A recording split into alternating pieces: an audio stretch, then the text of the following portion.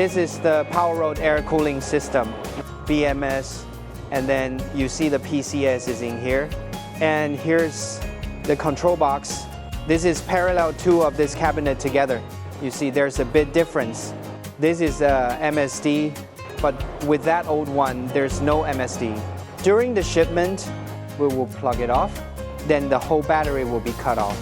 So it will be much more safe. Every system has a PMS. This is our local control EMS. With this one, you can control the whole battery system.